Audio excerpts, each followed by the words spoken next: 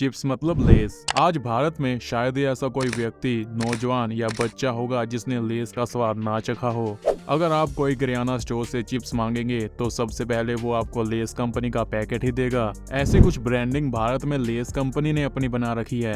पर क्या आपको पता है कि लेस को पेप्सिको नाम की कंपनी ओन करती है? इसके साथ साथ कुरकुरे और ट्रोपिकाना जैसे ब्रांड्स भी पेप्सिको कंपनी के अंडर ही आते हैं। साल 2022 में पेप्सिको ने लेस, कुरकुरे और ट्रोपिकाना से लगभग 6,470 करोड़ रुपए कमाए। आज लेस 200 से ज्यादा कंट्रीज में बेचा जाता है और इसके दुनिया भर में 200 से ज्यादा फ्लेवर्स हैं। और वैसे तो हर घर में लेस खाया ही जाता है, पर इसके कुछ नुकसान भी हैं। दरअसल दोस्तों, लेस में सोडियम की मात्रा काफी होती है, जिससे कि ब्लड प्रेशर बढ़ने के काफी चांस रहते हैं। इतना ही नहीं बल्कि ज्यादा लेस खाने से आपको किडनी जैसी प्रॉब्लम्स का सामना भी करना पड़ सकता है। तो फिर क्यों इतने नुकसानों के बाद भी ये हर दुकान पर मौजूद है और पेरेंट्स अपने बच्चे को इसे खाने देते हैं, जानेंगे इस वीडियो में। मैं तो बस लेज लेने गया था, इसलिए तब से ना घर पे लेस ऑलवेज।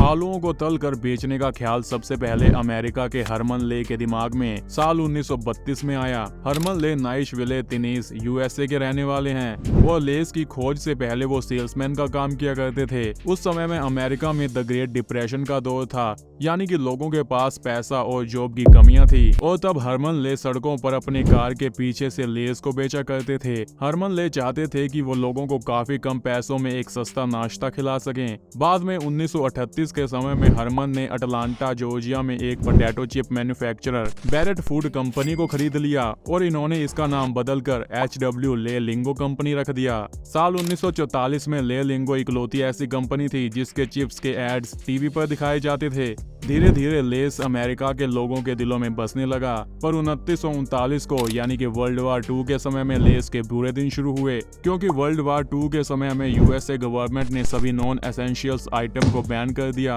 पर हरमन का मानना था कि लेस एक एसेंशियल आइटम है और वार के दौरान सैनिक इसे खा सकते हैं। तो हरमन ने अपना तर्क यूएस गवर्नमेंट के सामने रखा और 7 महीने बाद गवर्नमेंट ने लेस को मंजूरी दी कि वो अपना प्रोडक्शन शुरू कर सकती है। और इसी के साथ साथ अब लेस वार में सैनिकों को भी प्रोवाइड किया जाने लगा। वर्ल्ड वार 2 के खत्म होते होते लेस यूएसए की दूसरी सबसे बड़ी फूड कंपनी बन गई थी। उन दिनों चार्ल्स ई डूलिंग नाम के व्यक्ति की एक कंपनी हुआ करती थी जिसका नाम था द फ्रीटो। आगे चलकर साल 1961 में चार्ल्स की कंपनी द फ्रीटो और लेस लिंगो कंपनी आपस में मर्ज हो गए और इन्होंने इस नई कंपनी का नाम रखा फ्रीटो लेस। इस समय तक फ्रीटो ले कंपनी सालाना 127 मिलियन अमेरिकी डॉलर का कारोबार करने लगी, जो कि इस समय के हिसाब से काफी बड़ा आंकड़ा था और फ्रीटो ले हाईएस्ट सेल रेवेन्यू वाली कंपनी भी बन गई थी। साल 1965 के आते आते ये कंपनी सालाना का 180 मिलियन अमेरिकी डॉलर्स का कारोबार करने लगी और इस समय तक इस कंपनी में 8,000 से ज्यादा लोग काम करते थे और इसके 46 से ज्यादा मैन्युफैक्चरिंग प्लांट थे।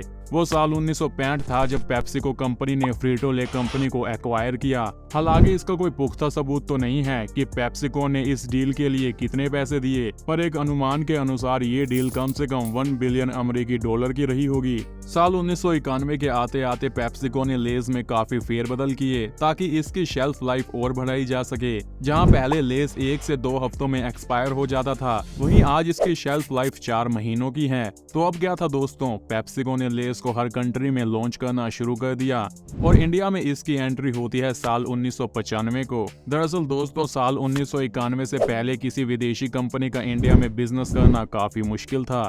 दरअसल सरकार ने ऐसे रूल्स एंड रेगुलेशन बना रखे थे जिससे कि अगर किसी कंपनी को इंडिया में बिजनेस करना होता तो उसे अपनी कंपनी के 91% शेयर किसी इंडियन कंपनी को देने पड़ते और साथ ही साथ अपना सीक्रेट फॉर्मूला भी बताना पड़ता। वैसे इस टॉपिक की डिटेल हमने Coca Cola versus Campa Cola वाली वीडियो में दी है, आप ऊपर आई बटन पर क्लिक कर उस वीडियो को भी देख सकते हैं।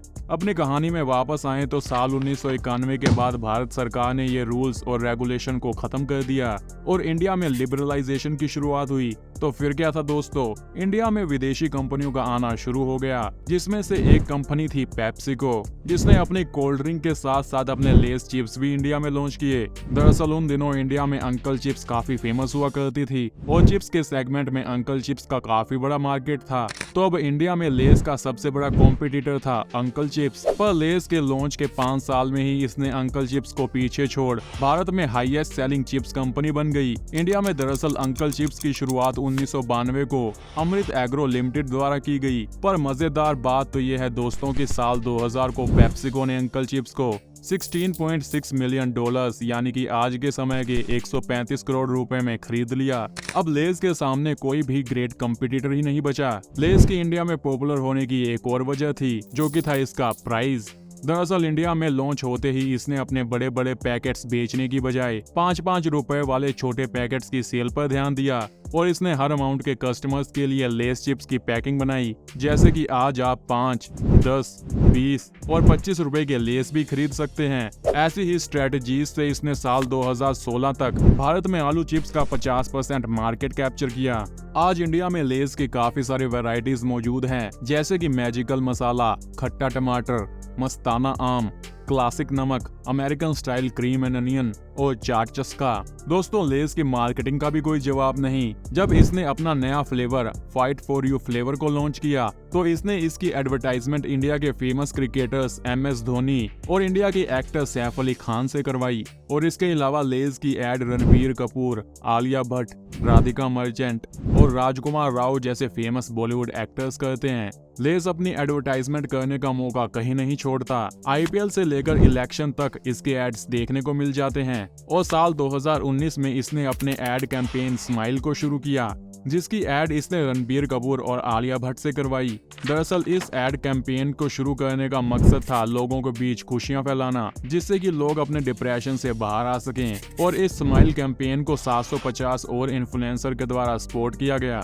दोस्तों जहां आज दुनिया भर में इतनी चिप्स खाई जाती हैं, इसके बावजूद कि इसके कितने नुकसान हैं। दरअसल चिप्स के अंदर सोडियम की मात्रा काफी अधिक होती है, जिससे बच्चों में ब्लड प्रेशर बढ़ने की समस्या आती है और मोटापे का कारण भी ये चिप्स ही हैं। दरअसल चिप्स को डाइजेस्ट होने में काफी समय लगता है, जिससे आप मोटापे का भी शिकार हो सकते हैं।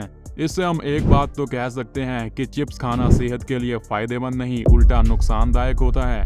इसके बावजूद सिर्फ एकमात्र USA में हर साल 37 करोड़ लेस के पैकेट बिकते हैं और इंडिया में लेस, कुरकुरे और ट्रोपिकाना ने साल 2022 में 4,670 करोड़ रुपए की इनकम की।